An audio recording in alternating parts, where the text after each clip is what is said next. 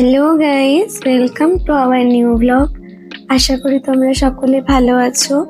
আমরাও ভালো আছি, কিন্তু আমার বেশ ঠান্ডা লেগেছে। সেই কারণে বেশ খানিক দিন আমি কোনো ভয়েস ওভার দিতে পারিনি, তাই ব্লগও যায়নি। তার জন্য দুঃখিত। তবে আমি জানি না কেউ আদেও বসেছিল কিনা যে ব্লগ আসবে বলে। তবে আমি নিজেই ওয়েট করছিলাম আমার চ্যানেলে কবে আবার ব্লগ ভিডিও আসবে। আজ সকাল সকাল আমি রেডি হয়ে নিয়েছি অফিস যাওয়ার জন্য। একেবারে রেডি হয়ে তারপরই আমি ব্লগটা শুট করা স্টার্ট করেছি। আসলে সকালবেলায় এত তাড়াহুড়ো থাকে, তার মাঝখানে যদি আমাকে ব্লগও করতে হয় তাহলে আমাকে আরো হাফ অ্যান আওয়ার আগে উঠে সবকিছু করতে হবে।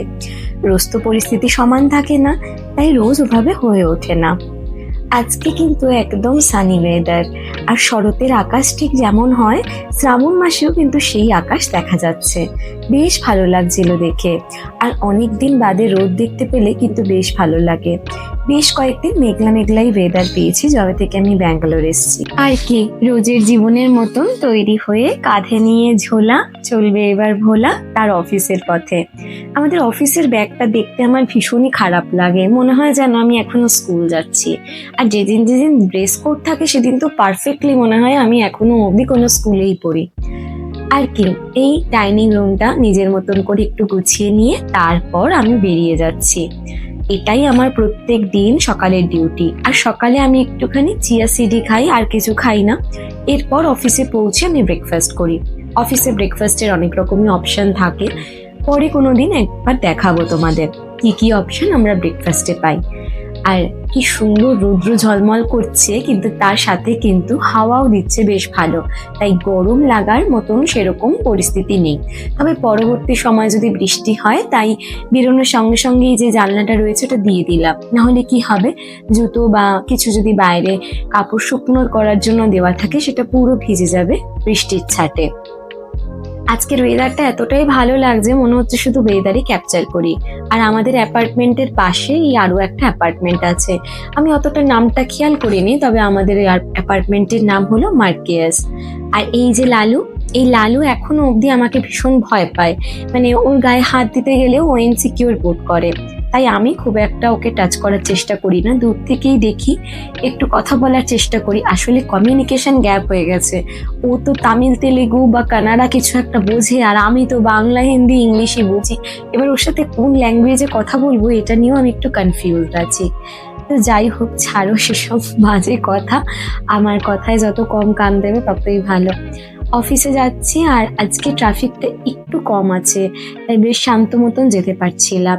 আর একটা জিনিস আজকে ছিল একটু মিটিং এর প্রেশার, যেটা আমার মাথায় চলছিল, তাই আমার চোখ মুখগুলো দেখেও তোমরা বুঝতে পারবে। আকাশটা সত্যি বলো কি সুন্দর লাগছে, তার সাথে কিন্তু এই বিল্ডিংটা মনে হচ্ছে ম্যাচিং করে গেছিল। মানে বিল্ডিংটাকে ম্যাচ করে আকাশ আজকে নিজের রং বদল করেছে, দেখি যেন ওরকমই মনে হচ্ছে। কারণ বিল্ডিংটা তো আগে থেকে রয়েছে না, আকাশ তো আজকে নিজের রং এরকম করেছে। প্রত্যেক দিন তো পুরো ঘোলাটে হয়ে থাকে, পুরো আকাশে মেঘ মেঘ থাকে। সকালে এই ব্যাঙ্গালোরের যানজট দেখে বোঝা যায় সত্যি মানুষ কতটা ব্যস্ত এই শহরে। আমি যেদিন প্রথম এসেছিলাম মন খারাপ করেছিলাম বাড়ি থেকে এত দূরে। তবে একটা জিনিস দেখে ভালো লাগে, আমার মতন শয়ে শয়ে ছেলে মেয়ে শুধুমাত্র নিজের কেরিয়ার করার জন্য এই ব্যাঙ্গালোর শহরে এসে পড়ে রয়েছে তার পরিবার পরিজন ছেড়ে। আমি একা নই, আমার দলে অনেক মানুষ রয়েছে। শুধু একটু ভালো থাকার তাগিদেই কিন্তু মানুষ ছুটে এসেছে এত দূরে পরিবার ছেড়ে। তাই নিজেকে যত ভালোভাবে এটা বুঝিয়ে নিতে পারবে, নিজের চলার পথ ততটাই কিন্তু সুগম হবে। বেশ সুন্দর হাওয়া খেতে খেতে অফিস যাচ্ছি। নিজেকে মোটিভেট নিজেকেই করতে হয় এই শহরে, কারণ নিজের মোটিভেশন তুমি যদি নিজে না করতে পারো, যতই তোমার বন্ধু বান্ধব থাকুক কোনো লাভের লাভ হবে না। এই দিকটায় দেখো আবার সুন্দর মেঘলা ওয়েদার, এই দিকটায় কিন্তু আবার অতটা রোদ নেই। তবে হ্যাঁ, এই শহরের একটা জিনিস আমার ভালো লেগেছে, সেটা হলো এখানের অ্যাটমসফিয়ার আর এখানে গ্রিনারি। এই দুটো আমাকে সব থেকে বেশি কেড়েছে। আমি যদি ব্যাঙ্গালোর থেকে চলেও যাই, আমার এই দুটো জিনিস সব থেকে বেশি আমি মিস করব, যেটা কলকাতায় আমি পাই না। নেমে গেছি বাস থেকে, আজকেও এসি বাস পাইনি, নর্মাল বাসেই এসছি। তবে এতটা কষ্ট হয়নি, কারণ ওয়েদারটা বেশ ভালো ছিল।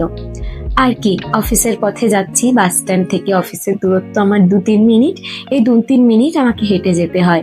সকালে দেখো এখন সবে 8টা বাজে, আর আজকে কতটা বেশি এখনই যানজট রয়েছে। আর মাঝখানে আমি একদমই ব্লগ করার সুযোগ পাইনি, আজকে প্রচন্ড চাপের গেছে।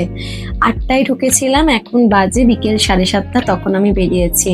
মানে আমার টাইম আওয়ার্সের মানে পরেও আমি অনেকটা এক্সট্রা টাইম আজকে কাজ করেছি, কিছু করার নেই। আজকে প্রেশারটা অতটাই ছিল আর হ্যান্ডেল করতেই হতো, কারণ স্যার এখন নেই। আর এখানে এখন ওয়েট করছি এতক্ষণে অফিস আওয়ার্সের পর যে একটা বাস যেন পেয়ে যায়। কিন্তু আমার মনে হচ্ছে এই টাইমেই ওয়েট করতে করতে যে সেটা সেগুড়ে বালি, এবং পরবর্তী সময় সেটা একবারে ফলপ্রদ হিসেবেই আমার সামনে আসলো। প্রায় 1 আওয়ার আমি দাঁড়িয়ে থাকলাম, 7:30 থেকে 8:30, কিন্তু একটা বাস পেলাম না যেটা আমার ডেস্টিনেশন অবধি যাবে। অগত্যা আমাকে র্যাপিডো করতে হয়েছে আজকে, নয়তো আমি আর বাড়ি পৌঁছাতে পারতাম না। আর কি, র্যাপিডোর মজা নিতে নিতে হাওয়া খেতে খেতে চলো যাই। সত্যি বলতে যতটুকু ভগবানের কৃপায় আমি এখানে এসে রোজগার করি, র্যাপিডো করে আমি রোজই যেতে পারি, কিন্তু সত্যি বলতে ওই টাকাটা খরচ করতে ওরম ইচ্ছা করে না। তার জায়গায় আমার মনে হয় বাসে করে যাওয়াটাই বেটার। সারাদিন পরিশ্রম করার পর রাত 9টা 15 নাগাদ আমি এসে পৌঁছেছি আমার অ্যাপার্টমেন্টের সামনে। এবারে হাসতে হাসতে চলতি পথে যাব অ্যাপার্টমেন্টের ভেতরে।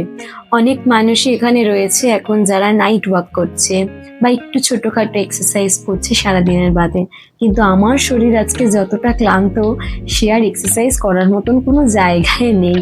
সে এখন চাইছে আমি ফ্রেশ হয়ে একটুখানি বিছনাটা পাবো আর শোবো, ব্যাস এইটুকুই।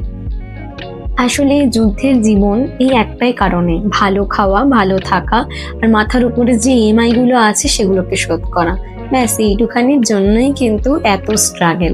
তোমাদের জীবন কেমন কাটছে অবশ্যই জানিও কমেন্টের মাধ্যমে। আর আমার ব্লগগুলো ভালো লাগলে একটু লাইক, কমেন্ট, শেয়ার আর সাবস্ক্রাইব করতে একদম ভুলো না। আজকের মতন এখানেই বিদায় জানাচ্ছি, আবারও চলে আসবো একটা নতুন ব্লগ নিয়ে তোমাদের সকলের কাছে।